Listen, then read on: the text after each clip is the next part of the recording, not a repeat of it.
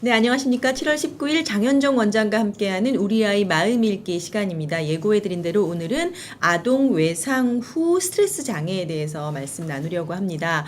원장님, 네, 사실 그 예전에는 이 외상 후 스트레스라는 것을 들어볼 수 없던 단어였던 것 같아요. 증상명이었던 것 같은데 최근에는 꽤 자주 그렇죠. 들을 수가 있거든요. 네. 이 증상에 대해서, 증상 병명에 대해서 우선 먼저 들어볼까요? 아마 예전부터 이제 외상후 스트레스 장애는 있었을 거예요. 네. 증상에서는 뭐 이렇게 네. 심하게 고통을 겪고 뭐 불안이나 우울이 동반돼서 이제 고통을 겪는 분들이 계셨을 텐데 네. 이게 이제 이 전쟁을 여러 번 겪다가 음흠. 이제 전쟁을 다녀온 이후에 네. 전쟁이라는 상황이 이제 정말 자기 생명이 위협을 네, 받고 네, 네. 또 참혹한 광경을 목격하고. 목격하는 그런 과정들이잖아요. 네. 근데 어떤 사람들은 그런 뭐 예를 들면 전쟁을 다녀와서도 음. 뭐 그냥 평범하게 지내시는 분들이 있는데 네. 대부분 혹은 정도의 차이는 있지만 음흠. 아주 심하게 심각하게. 어떤 정신적인 고통을 당하는 분들이 있어서 네. 이제 그런 쪽의 연구들이 이제 많이 이루어졌었고요. 네. 예를 들면 이제 뭐 2차 세계대전 혹은 음흠. 이제 뭐 베트남전 네. 뭐 또 이제 한국전쟁. 예, 걸프전 뭐 여러 네네네. 가지 전쟁들이 네. 최근까지도 있잖아요. 근데 그러니까 그거는 이제 전쟁에 참여한 군인들뿐만이 아니라 네. 일반 민간인, 네. 희생자, 뭐 여러 다른 일반 사람들도 흔히 전쟁 뒤에 겪는 네. 여러 가지 어떤 정신적인 고통을 수반하는 증상들이 나오게 되면서 이제 연구가 네. 많이 이루어졌고요. 네. 또 이제 최근에는 이제 여러 가지 교통수단에 의한 사고들이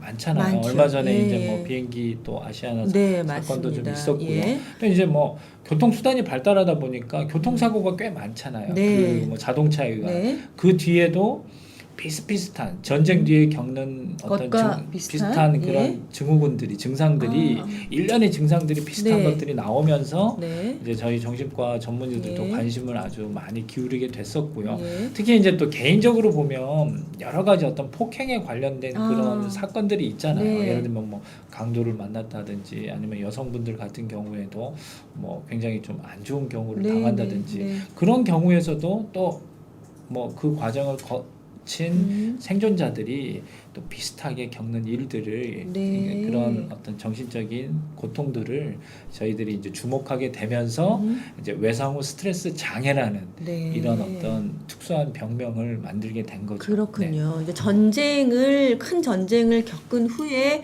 군인들 또는 민간인들이 겪는 스트레스에 주목하다 보니 외상후 스트레스 증후군이라는 것이 나왔고 외상후 스트레스 장애를 겪는 사람들이 많다. 그러나 전쟁뿐만 아니라 다른 큰 사고를 겪은 이후에 이런 스트레스가 있다. 네. 이렇게 이제 정의가 되는 거군요. 그렇죠. 근데 저희는 오늘 이제 아동 외상 후 스트레스 장애에 대해서 집중적으로 얘기를 나눌 텐데요. 아이들은 뭐 지금 현재 우리 아이들은 전쟁을 겪지는 않았잖아요. 그런데 보니 교통사고라든지 어떤 폭력이라든지 심각한 정신장애를 겪을 만한 충격이라든지 이런 이후의 스트레스를 이제 겪게 되는 것 같은데 어떤 특징을 보입니까?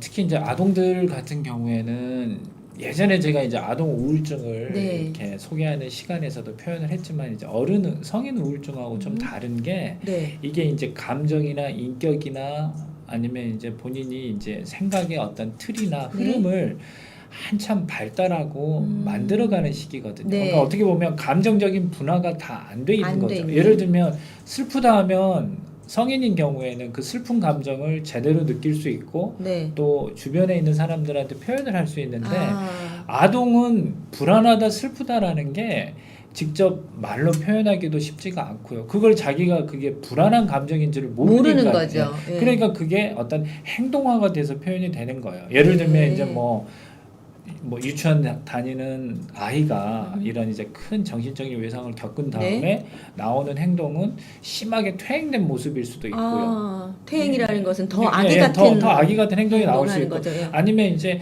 심하게 불안하다는 걸 말로 안 하고 뭐 안절부절 못하고 예를 들면 이제 뭐 대소변을 가릴 예. 수 있는 아이였는데 갑자기. 소변 실수를 자주 한다든지 네. 아니면 뭐 계속해서 뭐 본인이 이제 뭐 어떤 놀이를 하더라도 그 놀이 자체가 퇴행된 모습의 놀이를 아, 한다든지 예. 이런 것들이 나올 수 있고요. 또 이제 제가 그 아동의 우울증을 소개할 때도 네. 얘기했듯이 어떤 신체적인 호소들이 많을 수 있어요. 그러니까 예를 들면 이제 뭐 예전에 잘 놀고 이랬다는데 뭐 아이들이라는 게 아프다고 할 수는 있는데 여러 가지 이제 아프다는 얘기들이 좀 배가 아프다, 비특이적으로 나올 수 머리가 있다는 거죠. 아프다 이런 것들이 그런 그런 상황이 것들, 아닌데 그런 호소들이 그런 외상을 겪은 이후에 자주 반복적으로 또 표현이 될 수도 있고요. 예. 그 다음에 이제 아주 심한 경우는 저도 이제 요즘에 이제 그 심하게 왕따를 당하다가 네. 집단 폭행을 당하는 네. 학생들도 있잖아요. 네, 네. 중학생들, 네. 뭐 초등학교 고학년, 네. 뭐 중고등학생들 얘기지만 이런 예. 사춘기에 있는 애들도 이제 심한 그런 폭행이라든지 위협을, 그러니까 생명의 위협을 당할 정도의 어떤 그런 그 뭐라 심한 그러죠? 자존감의 상실?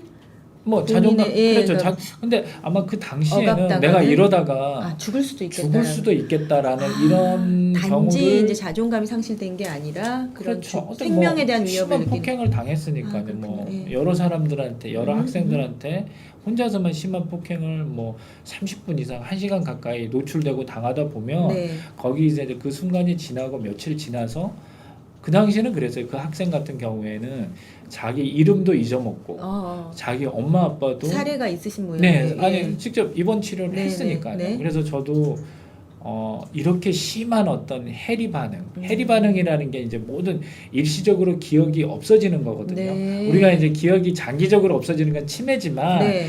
치매에 해당되지는 않고 자기 이름이라든지 뭐 자기 뭐 부모님이라든지 네. 기본 정보들조차도 당시에 일순간, 예를 들면 그게 며칠이 될 수도 네. 있고요. 뭐 몇 달이 될 수도 있는데 그 짧은 시간 동안 네. 기억이 없어져 버리는 게 자기가 그걸 이제 해리 반응이라고 네네네. 하는데 네. 이런 해리 반응도 이제 아동들한테도 나올 수가 있는 거죠. 그러면 그 아이의 경우에는 네. 몇 학년 정도였고 학교 폭력으로 그런 그렇죠. 반응을 보인 건가요? 중3이었어요. 중3이었는데 중3이었고 얼마 동안이나 지속됐나요? 그게 보통 기억이 안 나는 게. 입원 기간은 한 2주 정도 입원을 했었고요. 네. 병원에. 네. 그리고 한 일주일 정도 그 심한 해리 반응이 있었고요. 뭐 네. 일주일 지나서는 이제 그때 이제 뭐 상담이라든가 적절한 약물 치료를 통해서 본인이 이제 그 당시 기억도 네. 이제 얘기를 해줄 수 있었고 그다음에 이제 본인 어떤 이름이라든지 아니면 부모님에 대한 상황이나 이런 네. 것, 그러니까 이제 기억을 정상적으로 회복은 했죠. 하지만 이제 그 친구 같은 경우에는 장기간 또 치료가 필요했던 게 외래에서도 네.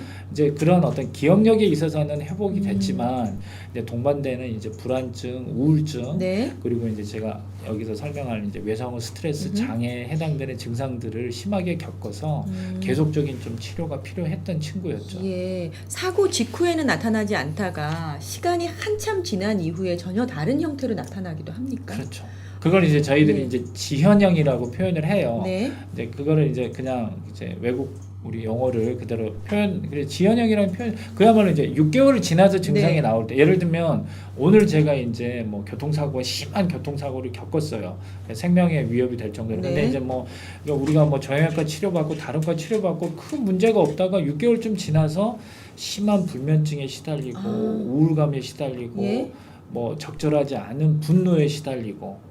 뭐 짜증을 많이 낸다든지 네네네. 뭐 성격이 변한 것처럼 보인다든지 그리고 이제 불면증에 시달리고 뭐 악몽에 시달리고 이런 증상들이 생겼다 하면 이게 그러면 이제 우울증의 한 유형이냐? 네. 근데 이제 저희들이 면밀히 조사를 해보니까 이거는 사건 사고와 관련된 증상이 6개월 지나서 나온 거니까 지연형에 해당되는 이제 외상후 스트레스 장애라고 근데 표현을 하죠. 일반적인 어떤 스트레스 장애나 우울증하고 판단하기가 쉽지는 않겠어요. 이전에 어떤 사고가 있었던 것을 찾아낸다는 왜냐하면 거죠. 왜 그게 쉽지가 않냐면요. 지금 네. 잘 말씀을 네. 해주셨는데 어차피 이제 우리가 보여지는 현상은 이제 이게 외상후 스트레스 장애 이제 독특한 어떤 세 가지 증상들이 있습니다. 예, 근데 세 가지 증상을 빼놓고는 기본적으로 표현되는 건 우리 가족들이 보거나 네. 이제 주변 사람들이 봤을 때는 이제 네. 심한 우울증적인 변화를 겪거나 심한 불안증적인 이제 공포 반응이라든지 혹은 이제 심한 불면증을 호소하는 게 주로 병원을 찾아오는 이유다 보니까 네. 이제 우울증이라는 진단이 초기에는 내려지겠죠. 네. 근데 이제 점점 저희들이 이제 여러 가지 어떤 검사들을 시행하고 진찰을 잘 해보면 네. 그게 명확하게 어느 때부터 시작했냐. 그거는 이제 명백한 사건 이후부터. 그러니까 이 사건이 그러니까 분명한 원인이 존재해야지만이 네. 이 외상후 스트레스 장애라는 진단을 내릴 수 있는 거고요. 네. 근데 우울증은 분명한 사건이 있기도 하지만 이제 사건이 없이 그냥 자연스럽게 발생하는 예. 우울증도 있기 때문에 이제 그런 차이가 있는 거죠. 우울증하고는. 아, 예. 그렇군요. 예. 근데 사실 증상이 이제 나타나고 나서 이게 그때의 외상 때문에 이런 증상이 나타나는 건가 해서 치료를 하는 것도 사실 그때라도 치료를 하는 게 중요하지만 오늘 저희가 그 아동 외상 후 스트레스 장애를 얘기를 나눌 때는 전제 혹여 아이가 충격을 받을 만한 어떤 사고가 있었다면 그 당시에 이 외상 후 스트레스 장애가 일어날 수도 있겠다 하는 것을 부모님이 염두에 두시고 그 그렇죠. 치료를 그때부터 하는 게 올바른 게 아닌가 하는 네. 것을 전제를 두고 말씀을 나눠야 할 것 같습니다. 그렇죠. 몇 분 뒤에 또 이제 뭐 좋은 예우라든지 예. 치료가 잘 되는 경우를 또 설명을 네. 할 때 또 언급이 네. 되겠지만요. 이게 증상을 짧게 겪을 수 있게끔, 그러니까 외상 후 스트레스 장애에 해당되는 증상을 겪되 예. 그 증상을 전체적으로 앓는 기간을 짧게 해줄 필요는 있거든요. 또 장애가 자주 발생하는 상태는 어떤 상태입니까? 장애가 자주 발생하는 상태는 네. 이제 여러 가지 이제 연구들을 통해서 확인을 해보니까 이제 네. 첫 번째는 역시 이제 본인이 좀 건강하게 태어났느냐, 그러니까 예를 들면 유전적인 항상 어떤 증상을 설명할 때는 그 부분이 들어가는 것 같아요. 잘 이겨내는 체질로 태어난 아이가 있고 그건 당연히 예를 들면 이제 같은 발암 물질에 노출이 돼도 정말 우리가 이제 암이 제일 무서운 병인데 네. 암에 조금 더 잘 걸리는 체질이 있고 그거는 네. 이제 유전적으로 자기가 이제 어떤 질병을 또 부모님이 앓으셨다면 또 그게 이제 조금 유전적으로 영향을 주니까요. 그래서 이제 그럴 수 유전적인 있고. 영향, 생물학적 영향은 당연히 있고 여기서 특이한 거는 또 유난히 네. 어떤 외상에 대해서 취약한 어떤 성격 유형이 있습니다. 있어요? 예. 겁이 많거나 겁이 많다기보다는 네. 조금 원래 좀 불안정한 성격의 유형이었던 사람이 네. 예를 들면 너무 의존적이거나 아니면 너무 불안정한 성격이었던 사람이 이제 이런 어떤 사건 사고를 경험하게 되면 네. 더 심하게 그게 심리적으로 고통을 주고 네. 그런 심리적인 고통을 좀 앓는 기간이 네. 더 오래 가고, 그래서 이제 예. 이 어떤 특정한 어떤 유형 성격 유형을 예, 또 예, 설명을 해드리고요. 네. 그 다음에 이제 또 어렸을 때 네. 이제 학대라든지 아니면 그 어떤 정신적인 네네. 외상의 경험이 많았을 때도 네. 당연히 이제 잘 지금 이제 생기고요. 증상하고 예, 예. 현상에 대해서 나오는데요. 네. 그렇게 잘 걸린다고 하면 좀 그렇지만 증상이 잘 나타날 상태에 이제 외상 경험이 되잖아요. 네네. 그 어떤 증상과 현상이 나오는지. 이게 이제 특징적인 세 가지 증상, 이건 아주 중요한 증상이에요. 네네. 저희들이 진단을 내릴 때도 네. 이런 증상들이 분명히 만족을 해야지만이 외상 후 스트레스 장애라고 표현을 하거든요. 예. 분명한 외상 뒤에 네. 심각한 외상을 겪은 다음에 네. 그 외상에 대한 경험을 재경험하는 일들을 자주 겪고요. 이 재경험은 뭐 이렇게 뭐 경험을 다시 한다라는 게 이제 어렵게 표현이 됐지만 쉽게 말해서 이제 뭐 계속해서 그 생각에 시달리고 네. 예를 들면 그 생각이 떠오르게 되고 그 생각이 떠오르는 생각들 때문에 일이 안 되고 네. 또 이제 악몽을 계속 꾸게 되고 네. 자면서도 그거를 이제 계속 노출이 돼 있고 이걸 이제 재경험하는 현상이고요. 네. 두 번째는 이제 지속적으로 이제 어떤 이 외상 기억과 관련된 일들을 회피하는 거예요. 예를 들면 이제 뭐 예를 들면 교통사고가 있는 사람이 네. 차를 이용하지 않으려고 한다든지 네. 비행기 사고를 겪은 다시 사람이 비행기를 못 한다든지 비행기를 전혀 못 한다든지 예, 예. 이런 어떤 자기가 경험했던 특정한 사건을 그러니까 지하철 사고에 지하철을 안 탄다든지 네, 우리가 네. 쉽게 이제 그런 것처럼 모든 것들을 회피하는 거죠. 예를 들면 이 회피는 이제 네. 사람들과의 관계도 회피한다는 내용도 포함이 되는 거예요. 예. 이제 그래서 그런 이제 회피하는 네. 반응이 분명히 증상에 나와야 있고요. 되고요. 그 다음에 이제 제일 중요한 게 신체적인 반응이라든지 심리적인 반응에서 굉장히 각성 작용이 높은 상태가 되는 거예요. 예를 들면 이제 알람이 네. 우리 경고등이 우리 몸속에서는 위협이 왔을 때 울리게끔 돼 있거든요. 네. 그걸 이제 우리가 불안 반응이라고 하는데 네. 그걸 정상적으로 울려야 되는데 이게 너무 이제 자주 울리거나 예민해져 있어요. 그래 네. 아주 조그만 일에도 깜짝 놀라고. 예. 그러니까 다른 사람들 봤을 때 얘는 예전에 이런 걸 가지고는 놀리지 않았는데. 게이지가 항상 평균이 높아져 있는 그렇죠. 거군요. 예, 그래서 예. 살짝만 살짝만 자극을 줘도 건드려도 금방 운다든지 심하게 분노를 폭발한다든지 네. 그게 이제 과도하게 각성이 돼 있는 상태가 돼요. 이 과도하게 각성이 돼 있으니까 당연히 잠은 잘 못 자겠죠. 자고. 예, 불면증도 당연히 동반되고 네. 이런 이제 세 가지 특징적인 현상들을 분명히 동시에 심각한 외상 뒤에 나오면 저희들이 이제 외상 후 스트레스 장애에 해당된다고 예. 표현을 하죠. 이거하고 연결해서 그러면 진단을 하시겠네요. 당연히 그렇죠. 예, 네. 진단은 지금 나온 그런 사항들이 뭐 사실 의사 선생님들은 이걸 만족하면이라고 하니까 환자 입장에서는 참 듣기 편한 말은 아닌데 그럼요. 그런 현상이 네. 동시에 나오면 외상 후 스트레스 장애라고 한다. 네. 근데 그 외상 후 스트레스 장애가 잘 나타날 수 있는 그 성향을 가진 사람이 있다고 했잖아요. 하지만 전혀 그렇지 않다가도 큰 사고 후에는 일반적인 성향을 가졌던 사람들도 누구나 큰 사고 후에는 겪을 수 있는 걸로 그렇죠. 알고 있는데 그렇다면 성인도 그러한데 아이들의 경우에는 훨씬 더 심각하게 받아들이지 않겠습니까? 성인 외상 후 스트레스 장애하고 아동 외상 후 스트레스 장애하고 이렇게 딱 눈에 띄는 특징은 뭔가요? 그러니까 결국 이제 그 제일 중요한 부분은 초기에 적극적으로 개입이 안 됐을 때에는 네.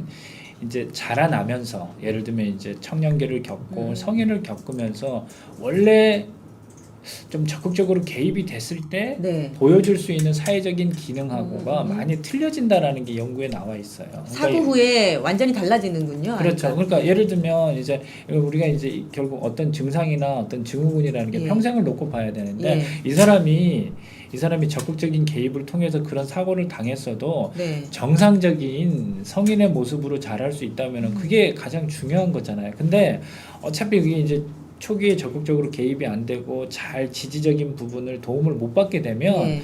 예를 들면 나중에 성인이 자라면서 네. 뭐 심한 우울증이라든지 불안증이라든지 이제 우리가 얘기하는 어떤 기타 여러 가지 어떤 중독에 대한 문제라든지 이런 것들을 분명히 이제 나중에는 다시 또 다른 형태로 그러니까 예. 정신과적인 고통을 외상 후 스트레스 장애뿐만이 아니라 다른 어떤 장애들로 겪을 가능성이 아주 높아진다라는 예. 게 성인과 아동의 큰 차이고요. 특히 이제 감정이라든지 인격이라든지 생각의 수준이라든지 생각의 네네. 모습이라는 게 열심히 만들어가는 시기잖아요. 근데 이 큰 사건을 경험하고 나서는 이게 적절하게 지지가 되지 않으면은 멈춰버려요, 성장이. 네. 우리가 이제 성장을 우리가 외적인 성장만 관심을 기울이잖아요. 네. 뭐 예를 들면 이제 키가 얼마나 키가 얼마나 컸니, 컸니. 예를 들면 언제 얼마나 예뻐졌냐 이런 부분에만 관심이 있는데 사실은 이제 인격이라든지 정신적인 성장도 그래서 이제 지난 시간에 건강하게 자존감을 이루어져야 얘기한 하는 거죠. 것처럼 예, 이제 예. 그 자존감에도 큰 상처를 받을 수가 있거든요. 예. 그러니까 지금까지는 외상 후 스트레스 장애가 어떤 것이고 어떤 때 일어날 수 있는가 이제 이 증상과 병명에 대해서 쭉 알아봤고 앞으로 이후로는 이제 예를 들면서 하나하나 어떻게 치료해야 하고 또 어떻게 부모님들은 대처해야 하는지 원장님과 얘기 나누도록 하겠습니다. 최근 한 달여 사이에도요 온 네. 국민이 알만한 큰 사고가 네. 너무 많았어요. 아시아나 안타깝죠. 비행기 네, 사고 네, 있었죠. 안타깝죠. 또 최근에 노량진 수몰 사고 네, 있었죠. 그렇죠. 또 바로 지금 뭐 어제 오늘 네. 태안의 해병대 네, 캠프 사고 네. 있었죠. 뭐 이런 사고들을 볼 때 저런 사고를 겪은 사람들은 분명히 물론 이제 현재 그 해병대 캠프 사고 같은 경우에는 실종자 수색이 우선이긴 하지만 네, 네. 이 당시 겪은 아이들도 그 외상 후 스트레스 장애를 겪을 수 있단 말이죠. 예를 들면 하나씩 짚어볼게요. 아시아나 비행기에 탔다가 지금 생존자들 네. 어떤 외상 후 스트레스 다시는 비행기를 타고 싶지 않은 거는 뭐 맞을 것 같고요. 뭐 지금 제가 봤을 때는 뭐 겪을 수 있는 여러 가지 어떤 심리적인 어떤 고통은 네. 지금 다 겪고 있을 것 네. 같아요. 네. 예를 들면 이제 지금 우리가 이제 증상이 빨리 시작되면 뭐 두세 시간 뒤부터 시작이 될 수도 있고 예. 뭐 며칠 이내로 네. 증상이 발현이 되거든요. 네. 뭐 늦게 나오는 경우는 제가 6개월 지나서도 나온다고 네. 했지만 네. 물론 개인 차는 있지만 아마 그 비행기에 탑승했던 그러니까 뭐 그게 직원이 됐든 승객이 됐든 네. 거기서 이제 그런 어떤 큰 어떤 비행기 사고를 경험했던 사람들은 다 이제 1년에 제가 아까 얘기했던 이제 세 가지 증상들이 있었잖아요. 네. 뭐 사건을 재경험하는 그런 자꾸 그런 증상. 느낌이 드는 거죠. 그렇죠. 계속 그리고 다시 회피하려는 그런 증상. 네. 그리고 아마 지금 회피하려는 증상은 이제 조금 더 이제 행동적인 부분을 이제 여러 가지 생활 측면에서 봐야 되니까 네. 그런 부분들보다는 이제 세 번째 얘기했던 제가 얘기했던 이제 신체적인 각성 반응이 네. 굉장히 증가되어 있는 상태일 거예요. 예민해 있고, 그렇죠. 예민해져 잠 있고, 잘 못 자고, 화가 잘 나고, 식욕에도 문제가 식욕에도 많고 문제가 생활 리듬도 있고. 이제 아. 문제가 많고 이제 뭐 본인이 하고 있었던 활동에 대해서도 관심이 없어지고 그리고 뭐 이런 일련의 어떤 반응들은 이왕이면 전체적인 그 승객들이 외상 후 스트레스 장애가 나타날 걸로 예상하고 치료를 받는 것이 올바르다고 보십니까, 원장님? 저는 그렇게 도와줬으면 좋겠는데요. 네. 근데 예. 일반적으로 우리가 이제 그 최근에 이제 정신과 학회지에 나온 어떤 사례 보고가 있었어요. 네, 예전에 네. 이제 왜 우리 저도 갑자기 좀 잊어먹었지만 그 해적들한테 네. 왜 그 우리 그 네네네 맞아요. 원영어선이 예, 이제 원영어선 납치가 납치됐다가 돼서 이제 그 총격 있었고. 석 선장님이랑 네네, 그래서 이제 맞습니다. 그 우리 유명한 구조 작전을 예, 예, 위해서 구출이 그렇죠. 됐었잖아요. 예, 선원들이 네. 그분들에 대해서 이 외상 후 스트레스 장애에 대해서 네. 검사를 했었어요. 근데 모든 분들이 다 외상 후 스트레스 장애를 겪었고요. 겪으셨어요. 예. 예. 이런 분들 이게 특별히 사회적으로 관심 아. 있는 분들은 이제 치료적인 부분까지도 이제 연구뿐만이 아니라 치료적인 부분까지도 도와줬는데 네. 아마도 이제 이렇게 큰 비행기 사고를 겪은 승객들도 이제 뭐 회사 차원에서 어떻게 대응을 될지 해줄지는 모르겠지만 아마 적절한 아마- 치료나 상담은 있어야 하는 걸로. 아마 개별적으로도 그러시는구나. 다 그런 부분들이 예. 아마 다 보상에 다 포함되지 않을까 싶어요. 근데 저기 태안 그 캠프 네. 사고는요 네. 고등학생들이잖아요. 네. 아직 성인이 아닌데 그들이 겪은 스트레스 수준도 상당할 걸로 보시죠. 엄청나죠. 이들은 앞에 말씀하신 그 생존자 제의식, 네. 예 그런 스트레스 좀 받을 것 아마 그게 같은데. 이제 이게 이제 그 비행기 사고 그러니까 이게 생존자 죄의식 증후군이라는 그 어떤 용어가 또 있어요. 네. 그러니까 이제 큰 사고에서 본인만 살아남았거나 아니면 몇 사람 살아남지 않았을 때 그렇게 생존자들이 겪어야 되는 그 뭐 일단은 이제 죄의식이라든지 죄책감이 주가되는 예. 그러면서 생기는 어떤 예를 들면 긍정적인 어떤 경험이라든지 긍정적으로 생각을 해야 될 부분들을 오히려 생각을 안 하고 왜냐하면 아. 이제 내가 이렇게 살아남았으니까 더 열심히 살아야지 살아야지. 이런 생각들이 좋은데. 더 좋은데 그게 네. 아니고 왜 나는 살아남았을까? 음. 아예 그 당시에 우리 가족들이랑 같이 그냥 나도 죽었으면 좋았을 텐데 그래서 심한 우울증에 빠지기도 하고 뭐 자살에 대한 생각도 당연히 겪게 있을 수 있고. 그런 어떤 부정적인 경험들이나 생각들이 굉장히 많아졌을 때 특히 이제 죄의식에 관련된 예, 예. 그랬을 때 이제 생존자 죄의식 증후군이라고 표현을 하거든요. 근데 네.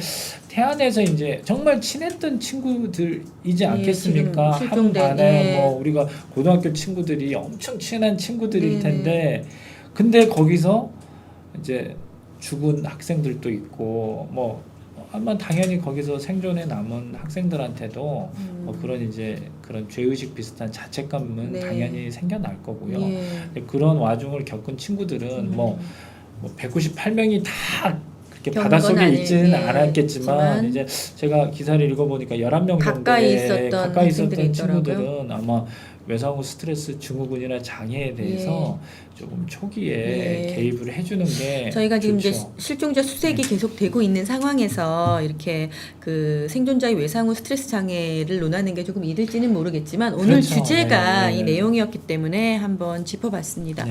아동일수록 그 아주 어린 아이들은 사실 이게 죄책감인지 왜 나만 살아남았을까? 왜 나는 그런 상황을 겪었지? 이런 거에 대한 그 의식이 없을 수 있잖아요. 그렇죠. 그럼에도 불구하고 죄의식과 비슷한 근데 의견을 가질 수 왜냐면요 저도 이제 얼마 전에 기사를 통해서 큰 참혹한 비행기 사고에서 유일하게 살아남은 한 어린아이. 예, 예. 200명 정도 그 예. 기사를 접하면서 결국 이제 그 다른 가족들이 다 죽었기 때문에 이모한테 입양이 됐는데 네. 이모가 이제 그래도 잘 하신 거죠. 아이가 이제 충분히 고등학생이 될 때까지 너한테 이런 사고가 있었다는 걸 알리지는 않은 거예요. 모르는 게 나은가요? 아니 근데 그렇게 이모가 그렇게 했었죠. 노출을 네. 조금 덜 시켜줬죠. 네. 평범하게. 네. 근데 결국에는 알 수밖에 없잖아요. 네. 알고 난 다음에 이 살아남은 희생 그 생존자가 네. 또 본인도 그 희생자 그 생존자 그 죄의식 증후군을 네. 또 알았어요. 심하게. 본인도 그걸 겪었어요. 뭐 나중에 그러니까 예를 들면 언젠가는 사실이 밝혀지니까 이제 성인이 된 다음에도 본인이 이제 그런 간접적인 얘기들을 통해서라도 네. 충분히 죄의식을 느끼면서 이제 그런 아까 제가 말씀드렸던 네. 그런 부정적인 정서를 네. 경험을 하는 거죠. 하지만 이제 그 이모가 잘했던 건 그래도 초기부터 노출을 시켜주지 않았기 때문에 감정적인 분화라든지 어떤 정신적인 성장을 조금 더 시켜준 다음에 노출이 됐기 때문에 예. 그래서 오히려 치료가 오히려 더 조금 건강하게 더 될 수. 그분 같은 경우에는 굉장히 적극적인 삶을 사시니까 네. 아마 그분은 비행기도 근데, 예, 그 부분은 잘 모르겠어요. 네. 아이가 무의식 중에 그 사고를 인식하고 사실 기억은 못하지만 거기에 대한 반응이 나올 수도 있는데 그렇게 모르는 채로 덮어두는 게 건강한 성장을 위한 걸까요? 아니면 그 사고에 대해서 언급하지 않더라도 아이의 그 성장하는 동안 상담이라든지 그런 걸 지속적으로 하면서 이제 치료를 해 나가는 게 옳은 걸까요? 그러니까 저희들 견해는 이제 적극적으로 개입을 해서 네. 예를 들면 이제 이렇게 생존한 아이가 네. 뭐 특별한 어떤 정신적인 고통이 발견되지 않는다면 네. 그래 지켜보면 되겠죠. 근데 그게 아니고 제가 얘기했던 어떤 아동만의 특징적인 어떤 불안 증상이라든지 아니면 외상후 스트레스 네. 증상을 보이면 네. 그때는 더 적극적으로 개입을 해서 치료를 해줄 필요가 있는 거죠. 근데 네. 이제 아마 아까 그 기사에 나왔던 그분 같은 경우에는 이제 심하게 어떤 외상후 스트레스 증상이 보여지지 않았기 때문에 아마도 이모가 그냥 너는 그냥 평범하게 자랐으면 네. 좋겠다라는 부분에서 아마 그렇게 이제 뭐 고등학생이 될 때까지 가까이서 보면서 자극을 안 줬던 것 같아요. 그 아이의 예. 성향을 보면서 또 판단을 하셨을 수도 있고 그 점은 중요합니다. 예, 예. 그러니까 제가 물론 큰 사고를 겪으면 대부분은 다 뭐 이 증상을 앓는 기간에 정도와 기간의 차이는 있지만은 외상후 스트레스 증상이 나오거든요. 네. 나오지만 모든 사람이 심각할 수는 없거든요. 네. 근데 당연히 심각해지겠지 하고서 너무 또 이렇게 뭐 적극적으로 개입하는 건 좋지만은 뭐 네. 있지 하고 뭐 물을 수는 없지만 그렇죠. 예. 근데 어쨌든 그걸 이제 심하게 조금 어느 정도 이제 증상이 나온다면은 자세히 거기에는 살펴봐야 주목을 하는군요. 그 거기에 부분이 제일 주목하면서. 중요한 거죠. 근데 만약에 사고 후에 적절한 시기에 치료가 이루어지지 않으면 네. 아이들은 더군다나 살아나갈 그 날이 많은데 네. 이후에 어떤 증상이 일어날 수 있어요? 아까 그 제가 초반에 네네. 우리가 이제 언급을 했듯이 제일 중요한 건 이제 여타의 다른 정신 장애가 예. 발생된다는 거예요. 아. 예를 들면 뭐 심한 우울증을 나중에 겪을 수도 있고요. 잘 살다가도 그렇죠. 네. 그다음에 이제 불안증을 겪을 수도 있고 자존감의 문제 때문에 예를 들면 이제 자기가 열등 의식이라든지 열등감에 시달리다가 예를 들면 이제 적절한 어떤 뭐 학업적인 또 예. 직업적인 기능을 발휘를 못할 수도 있고요. 또 이제 우리가 주목할 수 있는 게 우리가 어떤 고통스러운 상처가 있을 때 대부분은 이제 전문가를 만나는 것보다는 네. 그냥 생활상에서 쉽게 위로받을 수 있는 것들을 하게 되거든요. 네. 그게 이제 결국 중독이잖아요. 예를 들면 뭐 게임 중독부터 네네네. 시작해서 뭐 물질 중독, 뭐 술 이런 것들에 더 이제 집착하게 되는 유혹에 더 쉽게 빠질 수 있고 예. 이제 그런 것들이 평생을 두고 계속 진행될 수가 있기 때문에 네. 이런 문제가 있고요. 저는 제가 오늘 이런 부분을 언급할 수 있을지는 모르겠지만 예전에 이제 작년에 만났던 환자분은 네. 이제 아주 어렸을 때 이제 중학생 때죠. 중학생 때 이제 강도가 들었는데 네. 이제 여성으로서 이제 심한 폭행을 당했어요. 아. 근데 그게 뭐 경찰에 알려지지도 않았고 뭐 신고도 물론 이제 부모님들은 알지만 네. 그냥 이제 뭐 그냥 이게 조용하게 그냥 마무리 짓는 수준에서 끝났는데 네. 이제 성인이 돼서 뭐 예를 들면 아주 뭐 특별한 어떤 뭐 심한 스트레스가 아닌데 우울증이 시작이 된 거예요. 네. 그러면 이 우울증의 시초가 그러면은 무엇인가. 그렇죠. 이게 그러면 최근에 있었던 일들만 가지고 일어난 거냐? 저는 그렇게 생각하지 않거든요. 물론 저도 이제 3-4번 정도 면담이 진행되면서 이제 뭐 많이 울면서 그 환자분이 이제 어렸을 때 있었던 일들을 얘기를 네. 해주면서 이분은 정말로 지금 현재 보여지는 게 외상후 스트레스 장애는 아니지만 당시에 있었던 그런 경험들이 심각하게 받았던 충격이라든지 외상이 우리 마음속에는 숨어 있다가 네. 이제 뭐 성인이 된 다음에도 어떤 사건이나 일들을 통해서 확 하고 드러나는 거죠. 예, 그 다시 한번 정리해 보죠. 네. 뭐 아시아나 비행기 사고, 네. 캠프 사고 이런 것들은 사실 그 우리 보통 아이를 키우는 부모님들이 일어날 거야라고 별로 상상하지 않는 일들이에요. 그렇죠. 근데 그 우리 생활 가까이에서 날 수 있는 사고들, 뭐 교통사고를 당했다든지 폭력을 당했다든지 어떤 경우에 그 지금 말씀하신 것처럼 어떤 성폭력이나 성추행 이후에도 생길 수 있는 것 같고요. 그렇죠. 뭐 사고는 사고죠. 그러니까 사망은 아니고 네. 추락해서 뭐 어디가 심하게 부러졌다든지 이런 것도 모두 포함이 되는 거고요. 그렇죠. 예. 그러니까 어떤 정신적인 충격이 일어날 만한 그런 사고들에는 모두 해당이 되는 거군요. 그렇죠. 예. 근데 이제 뭐 정확한 이제 진단 기준에는 이제 본인 스스로가 생명의 위협을 당할 정도의 이제 큰 사고라고 하지만은 네. 우리가 뭐 추락되는 상황이 아주 뭐 낮은 층에서 추락이 된다고 하더라도 심한 정신적인 충격을 받았다면 그건 이제 외상으로 기록을 해야 되고요. 네. 그 뒤에 정신적인 고통이 수반된다면 당연히 외상 후 스트레스 장애라는 진단 기준을 맞출 수가 있고 예. 우리가 진단 기준을 맞추는 게 오늘 뭐 이런 어떤 시간의 중요성은 아니지만요. 네. 그러면 나올 수 있는 여러 가지 증상들을 잘 관찰해서 네. 초기에 적극적으로 이제 대처가 되고 네. 도움을 받아야지만이 예. 이제 그게 중요하다는 네. 거죠. 예. 그 치료가 잘 되는 경우는 어떤 경우입니까? 치료가 잘 되는 경우는 역시 이제 본인이 네. 예를 들면 급성으로 증상이 찾아오는 경우에 치료가 잘 됩니다. 아. 그러니까 예를 들면 이제 뭐 이런 묵혀둔 게 아니라. 사건 사고 이후에 예. 이제 바로 발현이 됐을 때 우리가 이제 치료가 잘 되는 경우를 물어보니까 네네. 이제 그게 이제 연구를 해보니까 그게 첫 한 번째, 가지고요. 예. 두 번째는 이제 원래 또 잘 지냈던 분이면 그러니까 예를 들면 이제 정신적으로 또 신체적으로 건강했던 분이면 네. 이제 증상을 일시적으로 짧고, 겪고 예, 약하게 음. 좀 덜 심하게 겪을 수 있는 거고요. 네. 또 이제 병 전에 예를 네. 들면 이제 뭐 이런 이제 증상들이 나오기 전에 주변 가족들과의 유대감이라든지 사회적인 지지가 네. 가족적인 사회적인 지지가 튼튼해 있으면 그만큼 많은 위로를 받고 많은 관심을 받다 보면 또 희망을 갖게 되고 긍정적인 사고로 바꿀 수 있는 거잖아요. 예. 그 이모처럼 그 생명의 네. 이모처럼 이제 열심히 이렇게 지탱해주고 지지해주면 이제 그런 것처럼 이제 사회적인 지지가 충분히 돼 있을 때 또 이제 치료가 잘 되는 경우죠. 네. 그 마지막으로 그러면 이런 상황이 있을 때 부모님은 어떻게 대처해야 하나요? 저는 일단 잘 지켜보는 것 우선. 네, 저는 이제 아마 이제 이게 가장 중요한 질문 내용이 될 것 같은데요. 네.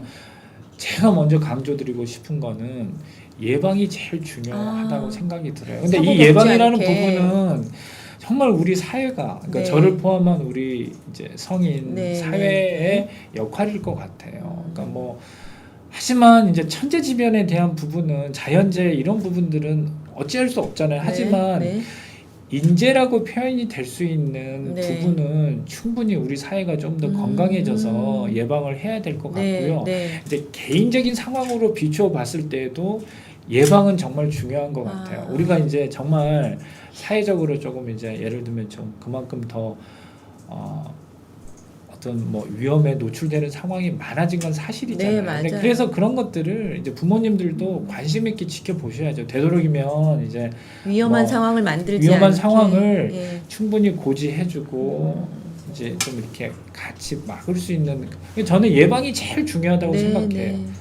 이제 저도 이제 많은 사건 사고를 이미 당하고서 이미 당한 이후에 환자분을 뵙는 거니까 네. 저 또한 좀 쉽지 않은 경우가 많이 있거든요. 왜냐하면 굉장히 좀 이렇게 면담을 진행할 때도 어떤 고통스러운 내용을 듣는 것만으로도 안타깝고 힘들 예. 때도 있거든요, 네, 사실. 네. 그래서 무엇보다도 안 일어나게끔 하는 게 제일 중요하겠다라는 걸 예. 먼저 한 가지를 강조해 드리고 싶고요. 두 번째는 어떤 심리적인 고통이 사고 이후에 보여지면 아주 적극적으로 대처를 해줘야 돼요. 네. 그거를 잘 되겠지 이렇게 시간이 되면 나아지겠지. 물론 시간이 지나면 좋아지긴 해요. 네. 정도는 약해지지만 그게 꼭꼭 숨어 있다가 언젠가 다시 불처럼 다시 확 하고 불이 더 커질 수가 있으니까 네.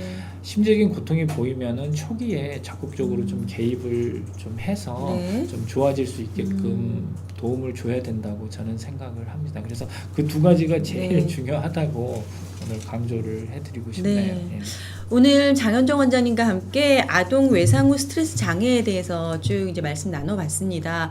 저는 이 우리 아이 마음 읽기 진행할 때마다 느끼는 건데요. 아이들은 어른들과 똑같은 증상을 겪지만 상처도 더 쉽게 받고 그 이후에 증상도 더 오래 가거나 심각하게 나타나는 게 아닌가 그런 생각 갖게 됩니다. 오늘 장현정 원장님 말씀 감사드리고요. 다음 네. 시간에 또 뵙겠습니다. 네, 고맙습니다. 시청해주신 고생하셨습니다. 여러분 고맙습니다. 네. 고생하셨습니다.